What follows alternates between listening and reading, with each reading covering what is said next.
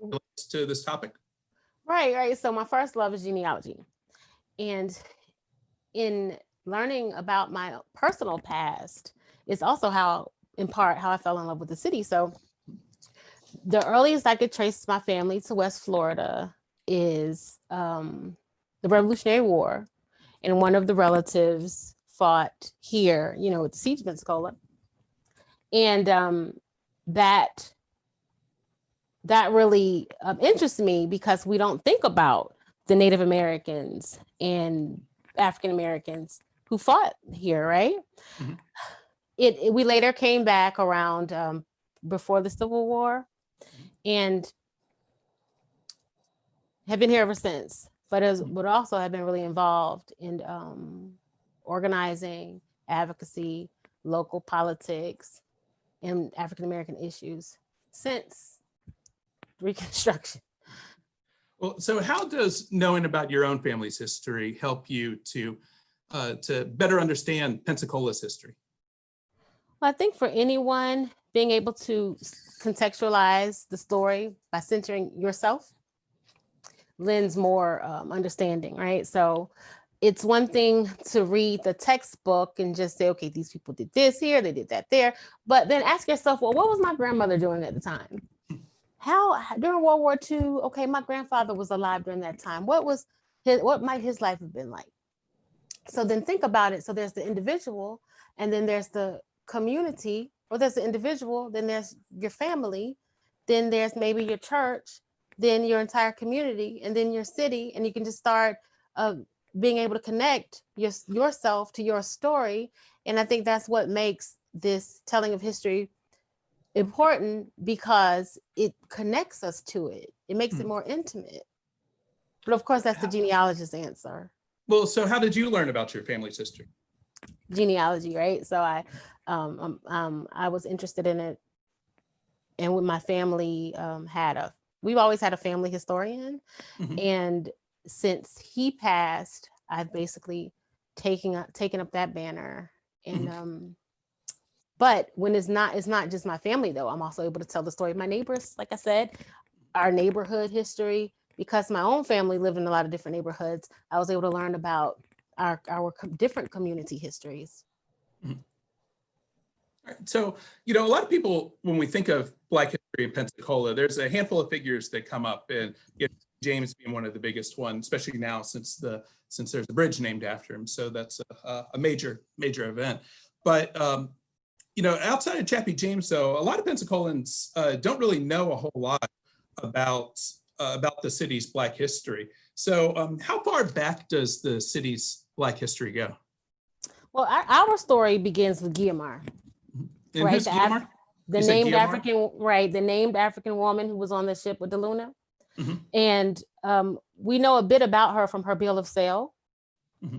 And she was sold for 300 pesos in Mexico, right? So she's also the first named African woman to be in what would become the United States. Okay. And only Pensacola can claim that for now. So we are the children of Guiomar just as much as we are the children of De Luna, right? But she's left out the story. Okay. So it's our responsibility to elevate her next to everyone who was a part of that expedition, because she represents all of those Africans who are unnamed. You see how important that is, especially when we enter this story often during slavery. So even though we have our story to tell, our African story to tell, to be able to name an African woman also allows us to ask questions about where now we know she was from modern day Nigeria, right? So what might her life have been like? What's that Nigerian culture like? It allows us to say, I wouldn't even mind Pensacolians saying we're going to travel to Nigeria because of our connection to Guiomar. So it allows us to open doors for a vision that might have been close to us previously. Well, it says a lot about her also, just her name itself. It means, well, I know exactly what it means, but it's derived from warrior. So, what does that possibly say about her as a person?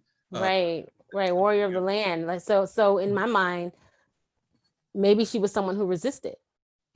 And we know the beginning of African presence in the United States was one of resistance. Well, it also shows that, you know, we didn't go quietly into the night. People often have this false idea that we were just, you know, captured with a net, like in the Furs Roots movie, captured with a net, one by one, put on a ship. No, it was a different story. So let's start this path of Sankofa. You know, the saying says, basically go fetch it. It's not taboo to go back and get what we've forgotten or what we've lost. So let's explain Sankofa. Can you explain Sankofa? Yeah, so it's basically a proverb that says, go back and fetch it, or it's not taboo to go back and get what was lost. So in our traveling, in our memory, and in our collective memory, what does it mean, or what could it mean for us to go and remember? And when I say remember, I do mean like remember, putting a thing back together, putting ourselves back together.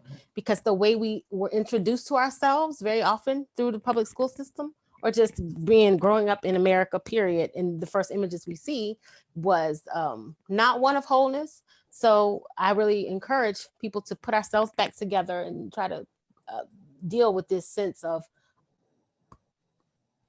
remembering, so that we can move on whole. Does that make sense? Yeah, that makes sense. It's an interesting way to think of the word itself too, you know, as a means of bringing this together and bringing these stories and these histories together. Right, but it's also a part of our story too, though. You know, the breaches and the cracks, that's an important part of our story. So very often, as someone put something on Facebook, and they said that an African person asked, well, if Black people picked cotton after slavery, why didn't they just buy all the cotton fields? Like, that was the question. You know, so, you know, those cracks in our story, somebody in Africa would not know why we didn't just up and decide to buy all the cotton fields, right? So some people here might not know that about to do. So part of the cracks in our story too is what makes us whole. I think there's a type of art, I think it's some kind of Asian art where they glue it back together, but they put a little gold in it. You know what I'm saying? But the whole piece that's what makes it beautiful. That's us. Okay.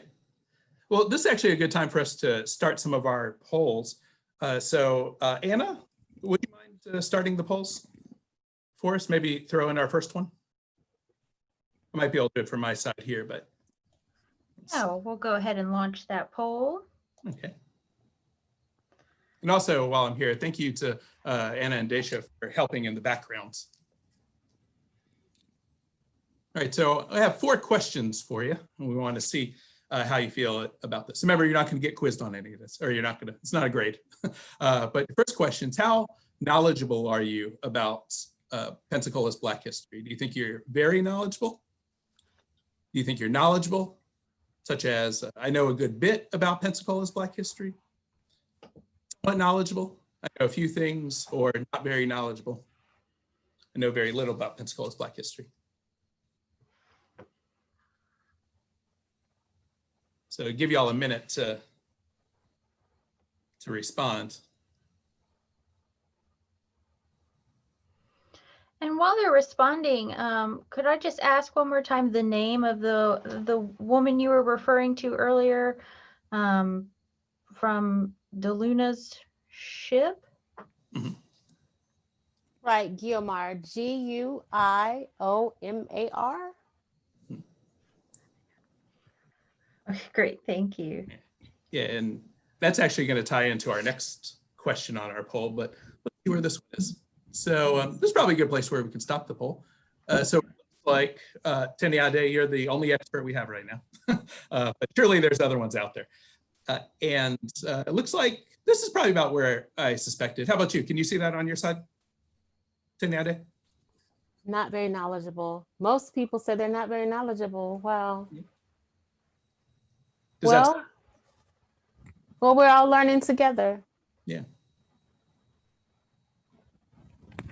All right. Well, that's part of the reason you're here. So hopefully this will inspire other people to start looking up some more stuff after this.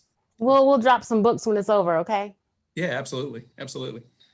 All right, so let's go to our next poll question, if we could, please. So looking at DeLuna, the DeLuna colony. Was there an African presence in the DeLuna colony? And I got 3 versions of this. Yes, a large. Yes, but it was small, or no, there was not.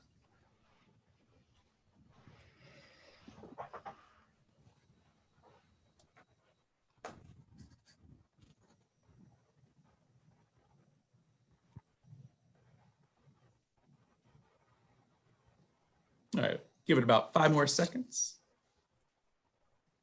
So jump in there if you can.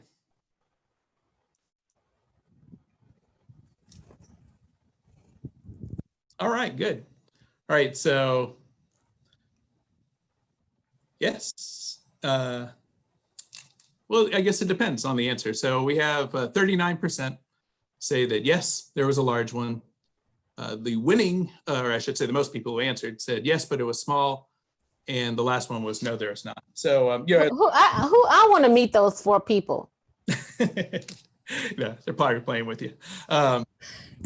So with the, let's talk about the size of the colony too. We don't know exactly how large the colony was. It's between 200 and 500 people of African descent were part of that. And what do you know about that group, or what do you know about the people that were coming over from Africa at that time? Right. So of course, I'm like you. I don't know the exact numbers. I don't think we know how many of those people were African and how many were Aztec. But we do know they would have come to do the work, right? To do the labor. And you should get with someone more expert than I, Tom Garner, who can actually tell you about these shards and pieces and parts to match up what might have come from where. But that's the story that unfortunately, because there's not a strong interest in the African presence in Pensacola, is something that's still unfolding, something that's still being researched, right? So it's an opportunity for us to learn more about it. Yeah, I think that's one of the most fascinating parts of looking at Black history in Pensacola, and really Pensacola's history as a whole, is for historians, this is really a largely untapped field. Aren't a ton of academic works that are out there. They're starting to now, but that's a great suggestion to be able to have people look into this and start to dig a little bit more, literally dig a little bit more into this, because these are archaeological sites right now. And if they haven't been discovered, then surely they will be discovered sometime soon. Right. So that's really the importance of the archives, right? Collecting, preserving, telling these stories. So when your fundamental knowledge base is limited, it becomes very difficult to put these pieces together. And that's also a part of our breaches in remembering. So we look, first of all, we know our early archivist was a whole Klansman, right? So when they started to put the information together, he wasn't thinking about what's important and what's not important, right? So you do have some people, Miss Ora Wells, Miss Georgia McCorby Smith, Tony McCrae Sr., rest in peace. Some people who had been trying to tell our story for a while now. I know it was their hopes that we would have a museum. It's great to have a museum. We need to start with an archives. We need to have a place where we can collect our materials, because number one, I love y'all, but dropping stuff off at my porch is not the business right now. So let's talk about the archives then. Right. So it's a good play. It's a good segue. And then we'll come back to the, let's just talk about the archives. Okay. So what was your reaction when you found out the news about T.T. Wentworth? Some of the newspapers, it's a big issue. Our friend Tom Gardner was one of the ones who brought this to the light. So what was your reaction? Well, I already knew. And in fact, I've seen the Klan robes. I've touched the Klan robes. And it was a heart-wrenching experience for me, because it made me wonder, well, who made these? Who sold these? They're numbered. That means each number is associated with a person who wore this. And every robe I'm touching, this person would have hated me. This person would have killed me, right? And how ingrained this part of that part of our story. No, it's our story. It's everybody's story as Pensacolians, and how it was hidden and who was being protected. And remember, when we saw the list, the ledger, we had heard about this ledger already. When we saw it, and we saw familiar names. Some of these people we know were involved in some of the lynchings that happened here. Some of the people we knew are connected to law enforcement here. Some powerful people's names. But we also know that those people aren't their children. And I thought, well, how are these people's children reconciling their relationship with this idea that they might have had about their own grandfather, great-grandfather? And that reminds us that we're still even more connected, right? So here it is on my side. Look, my maternal grandfather, Tulsa. His parents were born in Tulsa. He was born a few years after the massacre. They survived it. I'm a Tulsa descendant. Then here it is. I actually grew up with people and still know people whose families I see in this ledger. So it's an opportunity for us to really start with this. And you're talking about the massacre, and you're talking about the massacre in Tulsa, right? Right, Black Wall Street, right. So it's really time for us to, we were doing race and reconciliation. This would be a good time for us to start that back. We need to have some heartfelt conversations. We have to reintroduce ourselves to each other. Yeah, well, you know, actually, they had a couple questions come up, and I was going to answer them if you don't mind. A few people had asked about the DeLuna colony. You know, so if we can go back to that just for a second. One person had asked, "Is there a book that you would recommend to learn more about Guiomar?" No, there's nothing written about her. She's a line in a bill of sale. That's what we know. And it was in Mexico. The bill of sale is in Mexico. A full story. We might have to have our own Black History Fair. Well, when I was writing this article for M Weekly about the... Oh, and that she was Nigerian. Yeah, one of the things we had to look at in there was trying to piece together as much as we could of her people, possibly who their people were, where she came from. So, you know of any books on? I believe she's from the Yoruba people. Am I wrong about that? I think Igbo. Igbo. Okay. Do you have any books about the Igbo people that might be helpful? Right. I mean, that's any book in particular. But I would suggest people read books about Africa before colonization. Okay. First, and then talk about. There's a book about how Africans resisted the slave trade. You know, it was a very transatlantic slave trade lasted for centuries. So remember, take this idea out of your mind of a net over somebody's head. So they would respond. It was built into the society. So they responded in their own ways. Sometimes they would just go to the ship and snatch their loved one off the ship. Sometimes they would do that. Sometimes they would buy them back. It was just different ways that they handled the situation. So read about that story. And one of the other questions that came up was how many people were actually in the DeLuna colony? I can't remember. Can you remember? It's around 1,500 people. 1,500. How many ships? Around 500. And if Tom Garner or Dr. Worth are on here, then feel free to jump and give specifics. But around 500 Spanish, 500 Aztec warriors, which is still fascinating to me. All these Aztec warriors out there where Jerry's driving us in that general area. Could you imagine if one of those African women got pregnant? They were there 2 years. So if one of them got pregnant, that would be the first baby born. Wow. First, you know what I'm saying? But yeah, there's a lot of possibilities in that. Right. To look into. I mean, somebody got pregnant in 2 years. Yeah, for sure. 2 years. So roughly around 1,500 people. And we're not 100% sure exactly how many number of enslaved Africans were part of that. So that's why we say between 200 and 500 people. So roughly around 1,500. But that actually puts the whole history into a whole different context, because often we look at that history as solely Spanish, when clearly, just by looking at those numbers, that it certainly was Spanish, and the ships were Spanish, but a lot of the people were indigenous folks from Mexico. And it also reminds us that we have a multiracial story from the beginning. Yeah. So it's from really the not an beginning. idea of anyone owning Pensacola's history. We've always been a multiracial Always. society. Always. Always. So it's interesting to think of that from the very beginning, that this is part of our story, a big part of our story. So going back to the archives that you talked about. So not just with T.T. Wentworth, but and for those who don't know, maybe some people aren't joining us right now. There's the T.T. Wentworth State History Museum downtown, it's named after him. There's a big controversy over that. You can look that up in the newspapers if you like. But why do you think it's important to specifically have an archive that focuses on Black history in Pensacola?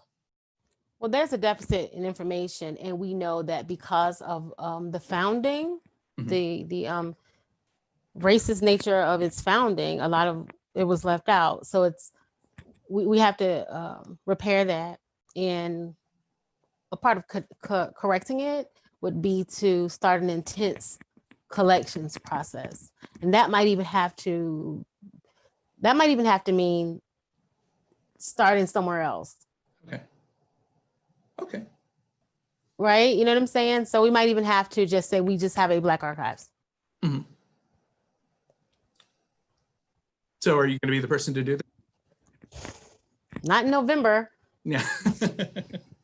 We can talk about that later too. Okay, so I had another question that came up in here, and it's going back to DeLuna as well. Teniade, can you explain the importance of the DeLuna colony for Pensacola's history?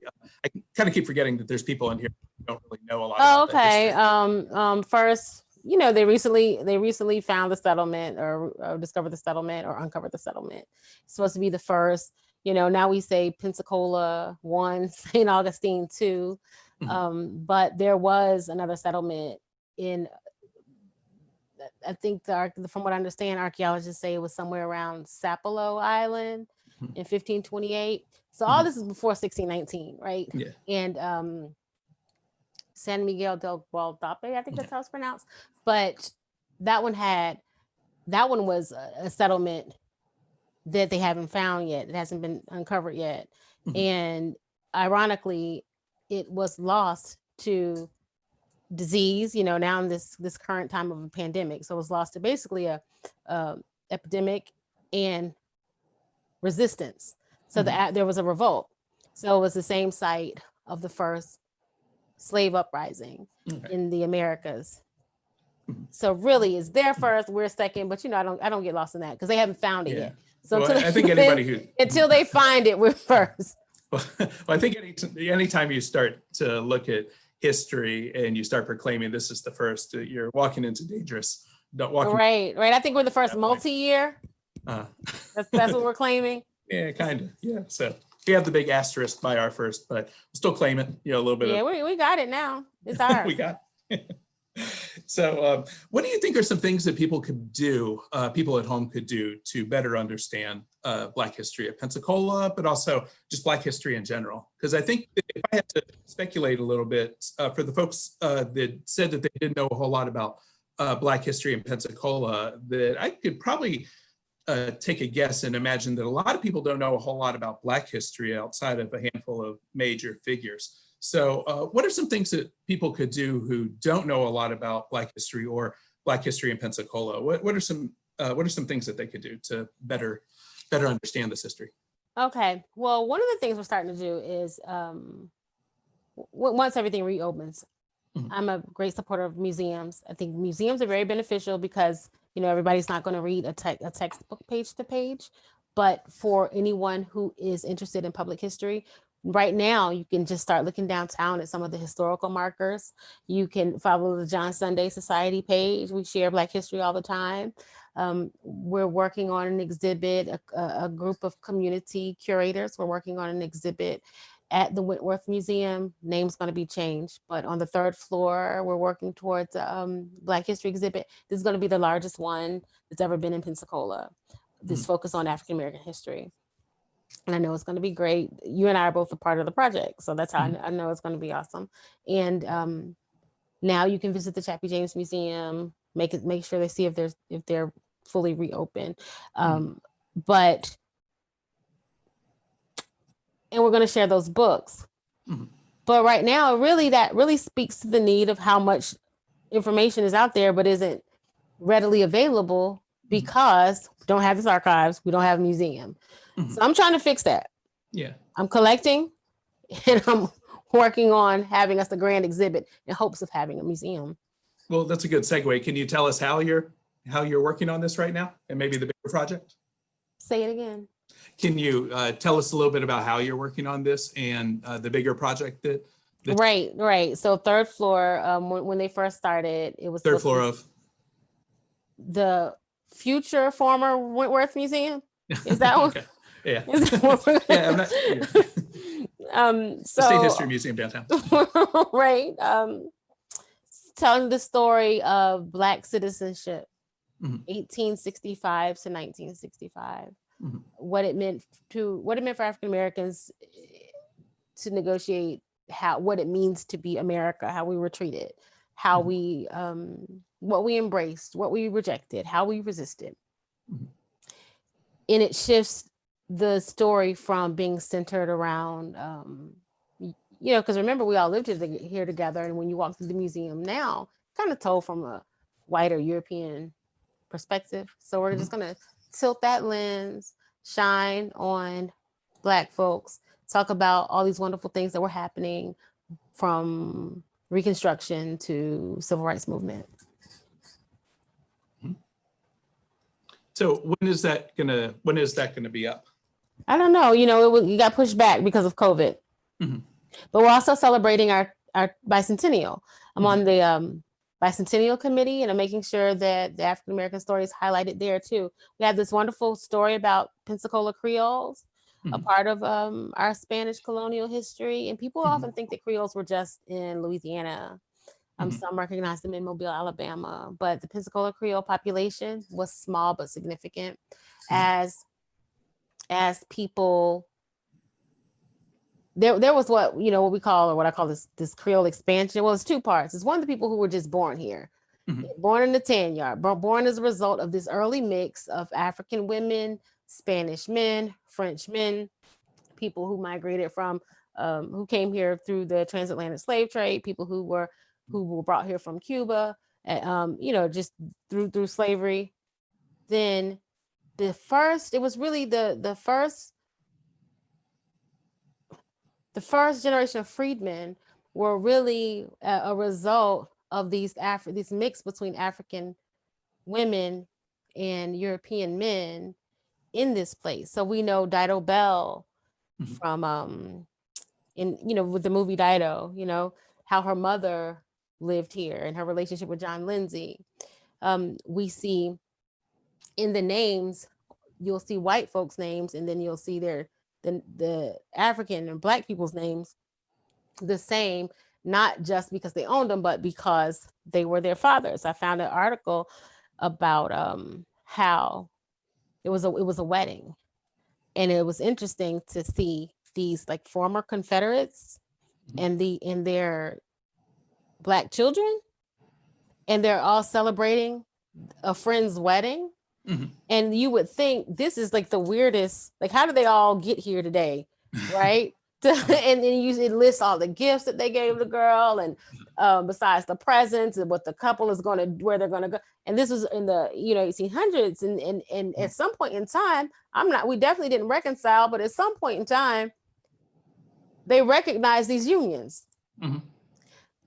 We see on Government Street a lot of what they would consider plissage, but unions between. What they consider what? Can you say that word again? Well, this cohabitation of African women or Black women and European men. So it was those children, the products of those unions that were our first generation of freed people.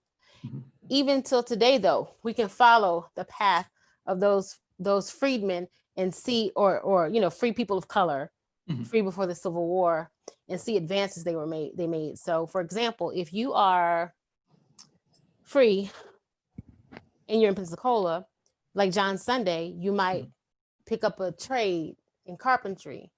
We know in his apprenticeship, he was paid less, but he still had a skill, which ultimately was his introduction into becoming a builder. So there was certain types of jobs for free people of color, barbers. To mind comes the name Pons. So when I say Pons and you come from a family that's free before the Civil War, and then you become the mayor, first Black mayor, there's a connection to that. So it was really off of the sweat, skill, adaptability, and even forced relationships with these Black women that Pensacola had a population that was at one point half Black and half free. Okay. And that's actually a good place to bring in our next poll. So Anna, would you mind putting that up? Okay. So Pensacola's mayors. How many of Pensacola's mayors identified or were identified as either Black, Creole, or Latinx?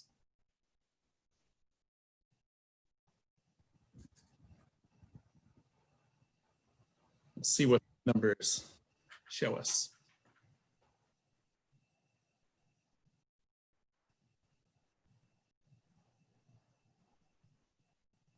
Here, go for a few more seconds.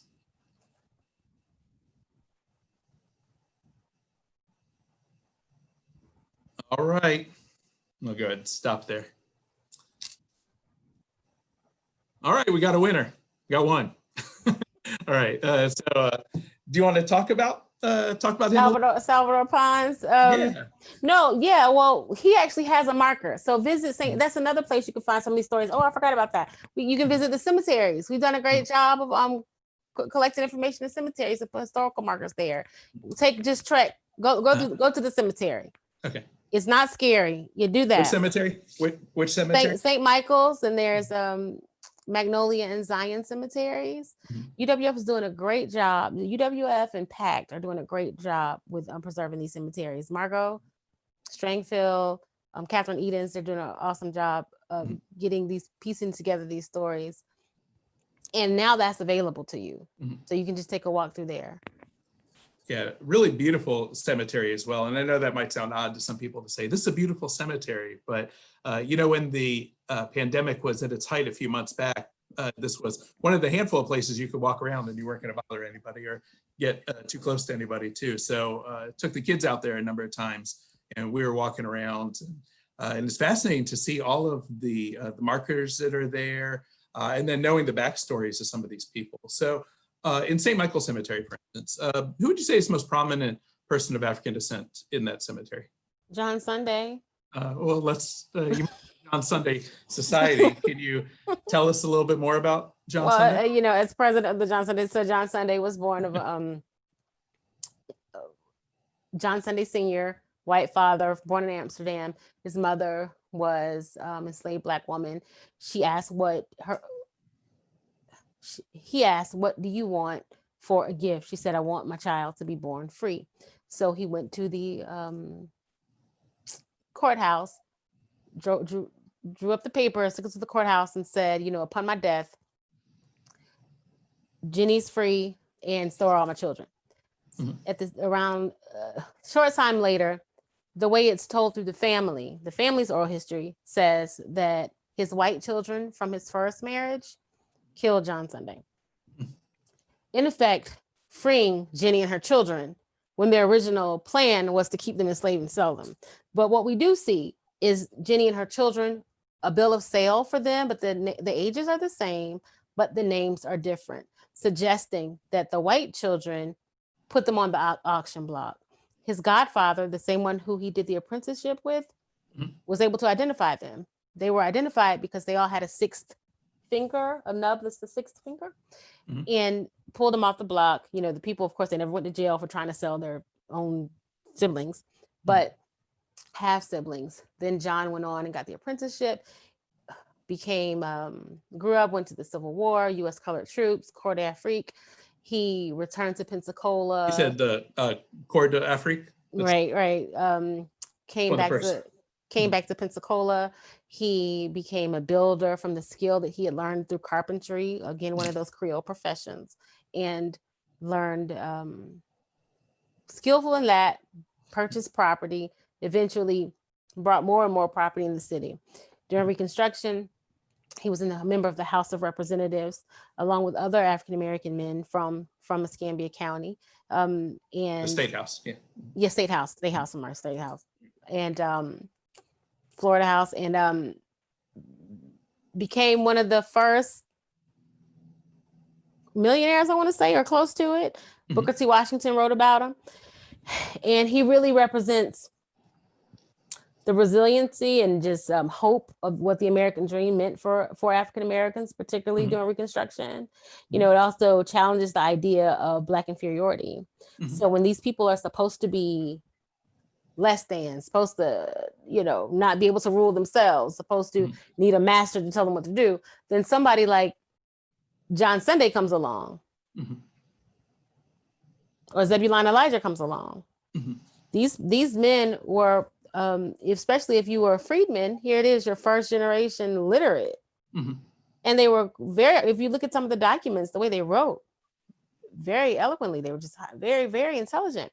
And passing in during Reconstruction, they're introducing laws or works like public schools, and they're drafting constitutions and drafting bills. And then it's not this, it challenges everything that you might have been taught about, you know, Birth of a Nation. And you talk about the 1915 film? Right. So it challenges white supremacy. Yeah, well, it challenges that idea. I think what you're saying with, if I understand it right, the what Reconstruction was and how Reconstruction was. And most people, I went to Florida A&M University. We learned about Reconstruction. I from what I understand, most people didn't, or a lot of people didn't. I think you all just learned about like carpetbaggers and scalawags, but we really got to look at Reconstruction and how it represented, to a degree, a promise, even though there was a rise in lynchings, racial terror, so birth of the Ku Klux Klan. Right, all these restrictive laws. But that happened because these men and women began to claim their own destiny and to claim citizenship for themselves. And that says a lot about what happens when a person is given an opportunity. When an opportunity is denied you, and then you fight for it, because we know the wave of the war turned when Black people were allowed to start fighting in the Civil War. The Civil War. So when you fought, died, earned this thing, your feeling about it becomes more immediate and hard-earned.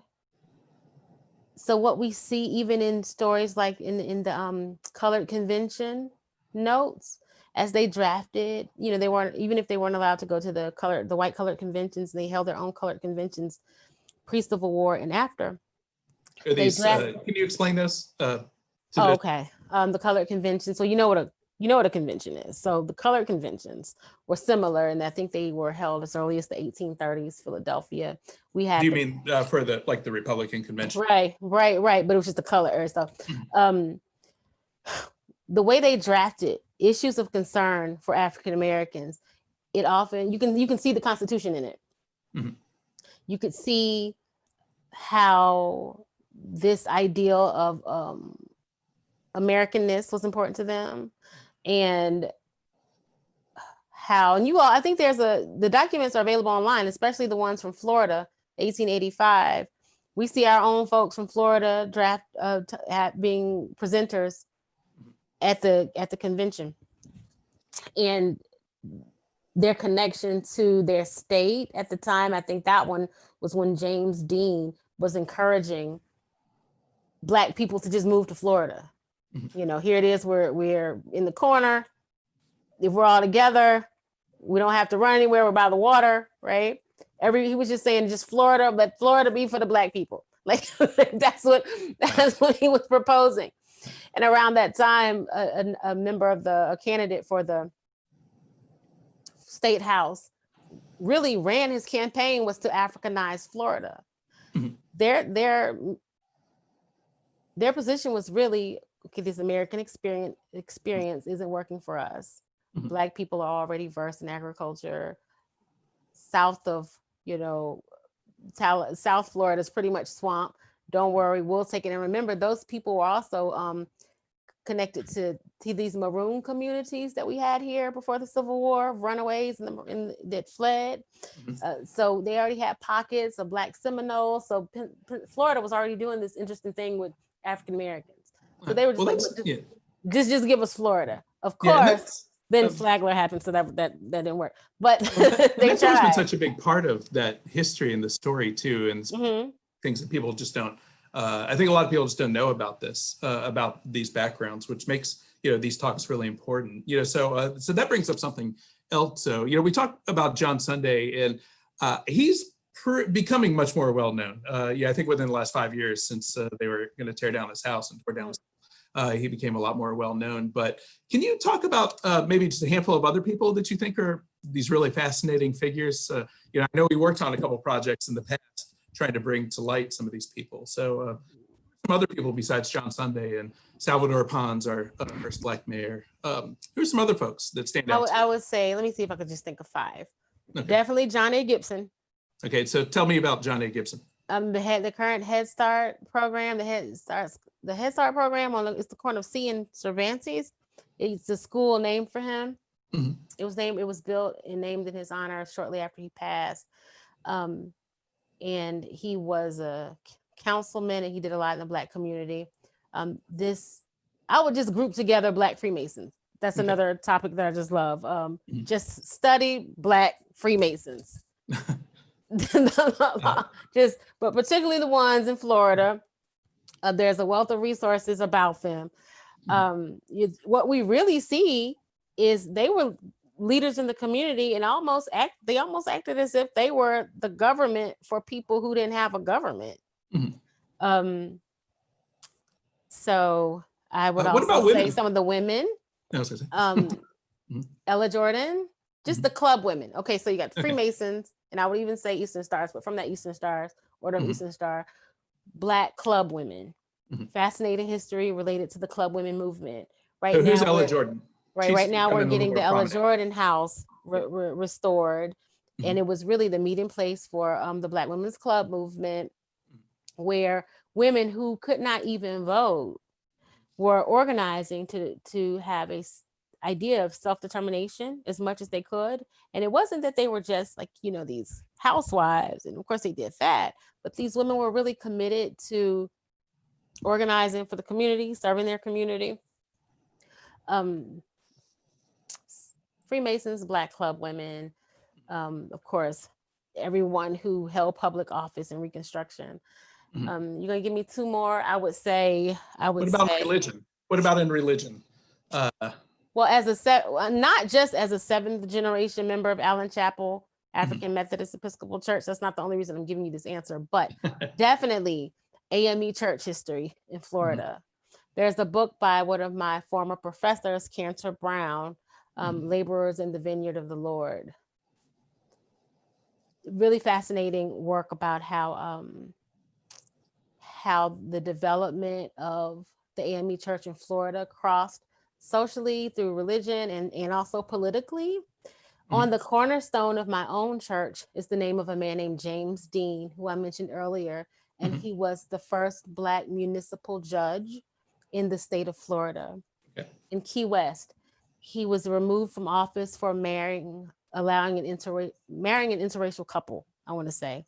The couple themselves, though, were saying, hey, we're Cuban. We don't have the same idea of race that you all have in America. We're both of African descent. But he was I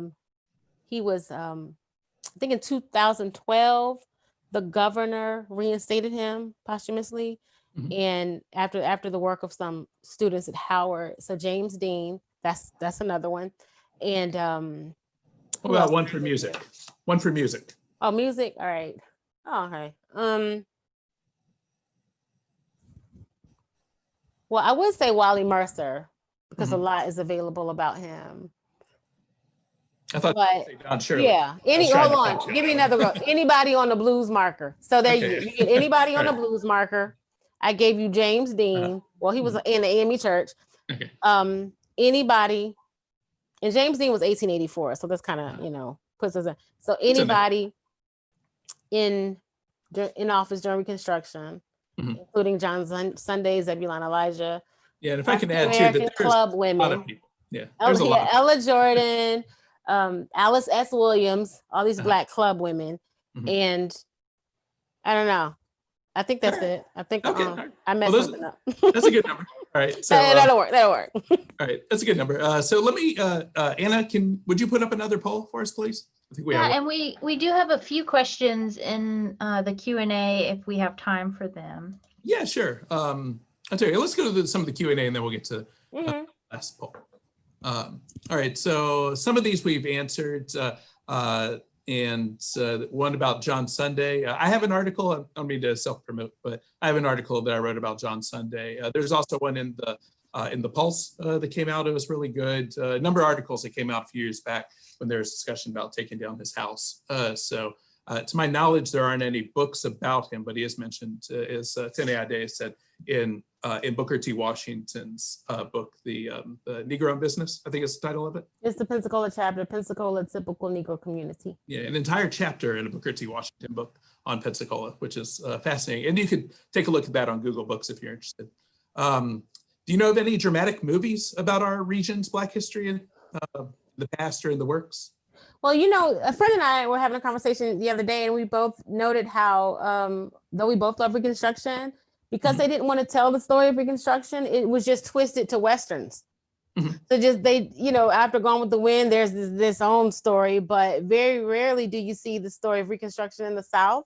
So they were just like, we're just gonna forget all that. We're gonna just talk about cowboys and Indians, right? But no, I don't know of any. Do you know of any movies set in Pensacola? The only ones I can think of that touch on it would be Dido, the one that you. Yeah, I mentioned Dido earlier, but they don't even give us any credit in there. What's the next question? I'm sorry. Okay, we need to make one. Yeah, we got a bunch of questions here. So one of the questions was about the archives, and can you tell us about some of the let me see. Can you tell us a bit about the documents that you have and stories that they shed light on? Right. So people will send me all types of all types of things. In fact, someone gave me or holding for me lynching postcards, things that they find in family members' homes after they pass.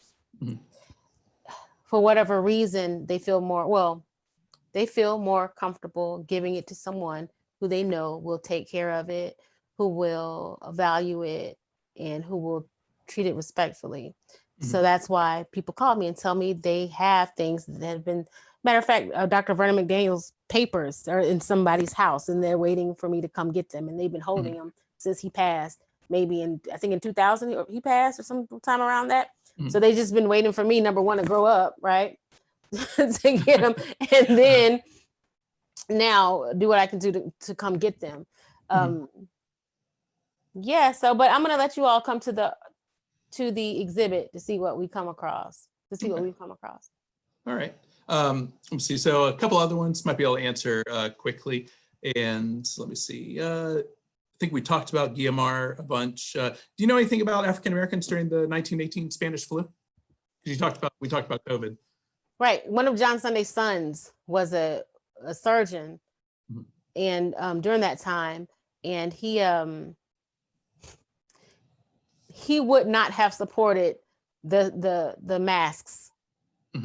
I can leave it at that. Okay. All right.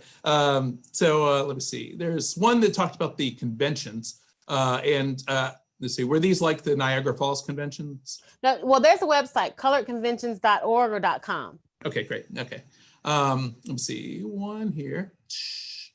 Yeah, actually, we got a bunch. Hopefully, we'll be able to get to all of these. Let's see if I can go through one or two quickly.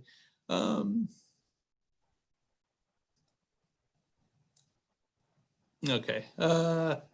Okay, there's one here. In Tom Garner's recent Erasure of History, the article that he wrote, there's a mention of Black Pensacolian named David Alexander, who was lynched at Plaza Ferdinand in 1909. It's a footnote. Is there a link between this lynching victim and the current candidate for sheriff? We don't know for sure. See, part of the because I've spoken to him about this. Part of that story is that when someone in your family is murdered in that way, people stop talking about it. Okay. So we don't know for sure. Okay. We can research. We can dig more now that more is available, but we don't know. All right. Well, speaking of candidates, I wanted to ask you about the district that you're in. Can you tell me a little bit about the history of the district that you're in? Oh, it's simple. So I'm in the city council district. Oftentimes I tell people, "Hi, I'm running for District 5," and they're like, "Oh no, I'm in District 3." Right, but that's the county. I'm in the city district. So everything in County 3 was a part of a class action lawsuit to help African Americans have representation in local government. So it was a combination of Escambia County School Board. It was not EC. I don't think EC was around. Escambia County School Board. It was County Commission, and inside of that was 5, 6, and 7. Now with gentrification and just other factors, it's shifting. But those used to be the majority minority districts, and there used to be an at-large system where, of course, African Americans didn't really have a shot at that. So they drew the lines. So that's why the lines might even look like they do now. They look a little funny, but that's because at the time that's where the highest concentration of African Americans were. Okay. This is the first time really since Black folks were kicked out of office in 1885 that there has been a clean sweep of white candidates going for the traditionally or historically African American seats. So we are really at a loss of losing African American representation. Now, if you want to pretend to be colorblind or pretend that there's no need to address issues related to the African American community, or you think that we don't need this protection anymore, then that's just essentially wrong. You are modeling the same folks who the thoughts of the same folks who lived 150 years ago. But if you believe that Black people should be on city council, then and we shouldn't have an all-white government, then you would vote in that way. And I don't feel I need to. I know I'm a qualified candidate. I'm very qualified to represent my districts. Well, and that history goes back, though. I mean, for years. What year was that lawsuit? Right. So they were removed from office from 1885. One remained, but he was a Democrat, and I can touch more on that on another one. But essentially, it just shows us how anytime we have the chance to make advancements toward a multiracial society that we live in, people choose to double down on white supremacy. And look at your heart about why you feel that way. Why do you think, why would you use your power? Because of gentrification, we do have more white voters than Black in some of these districts. So what is it about you that says, okay, now that because of issues related to gentrification and other factors, white people have to be in control now? What is it about you that isn't okay with including African Americans in local government? Well, looking at this as a historian and as well, because you can't separate this, what do you see as the greatest challenge that we have to overcome in our community? The candidate side is going to tell you COVID and Hurricane Sally, but for history, we need to democratize the museum. We need to make public history more available and more inclusive. I think we need to dismantle this idea that one group matters more than another and tell the full story, tell the full truth. I'm trying to push. Look, I know we only got like a little bit of time left. Yeah, just about a minute or two more. Okay.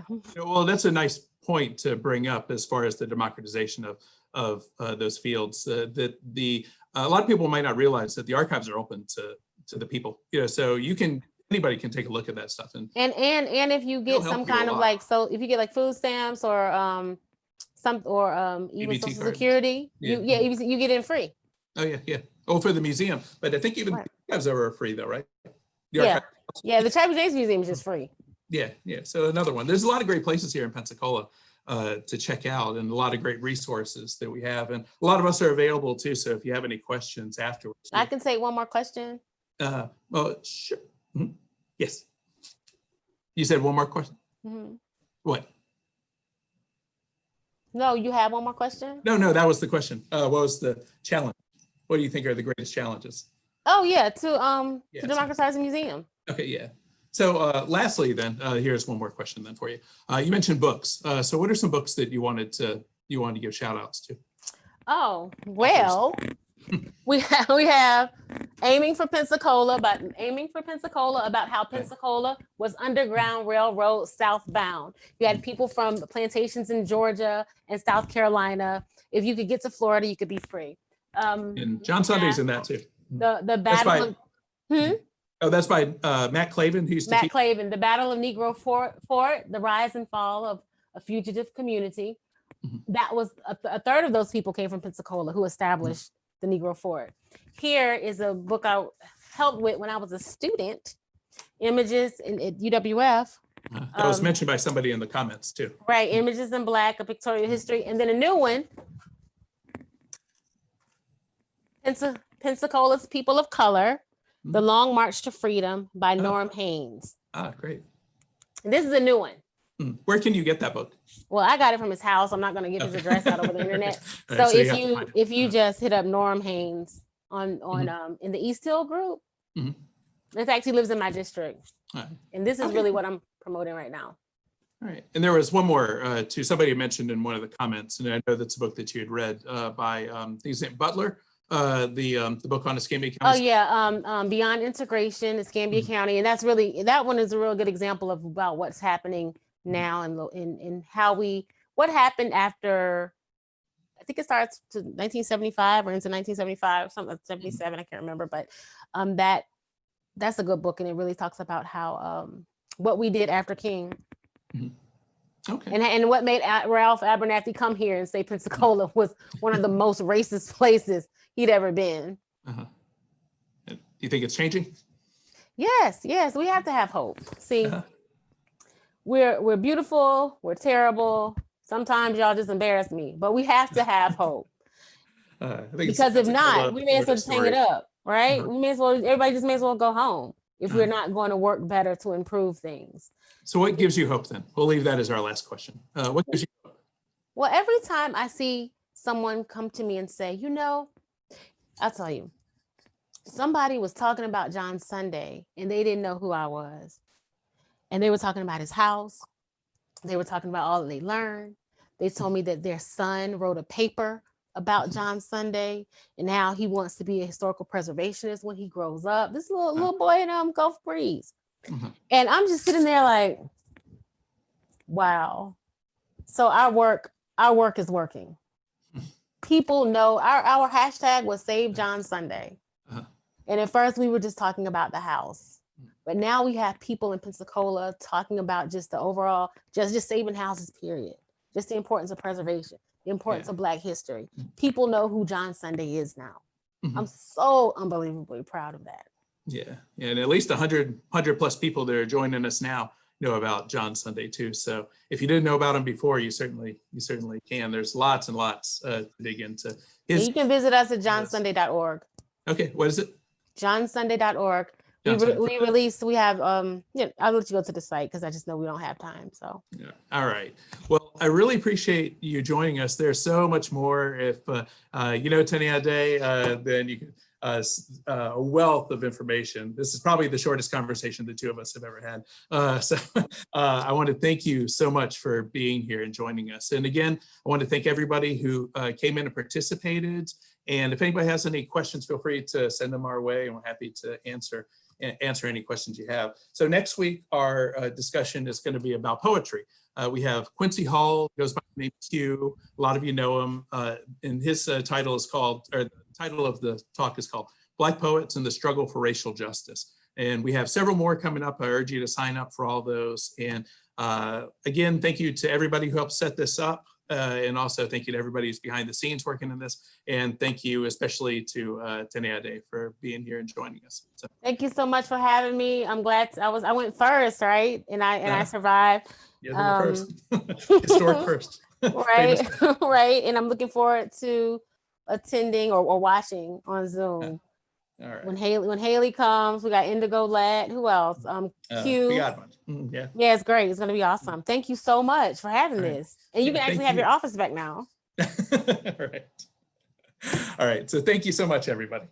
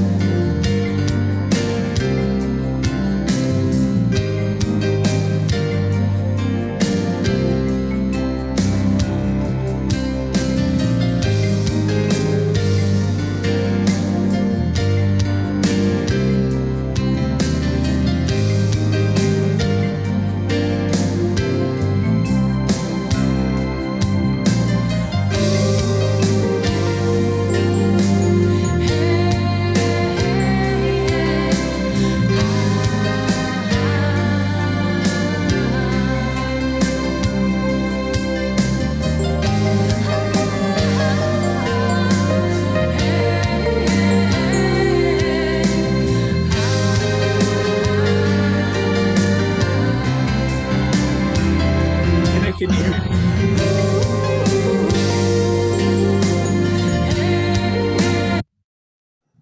All right. So is it over on their side? Nope, they're still on. Okay. Can they hear us right now? If so, hi. Hey, Anna, are we off the air? Hold on.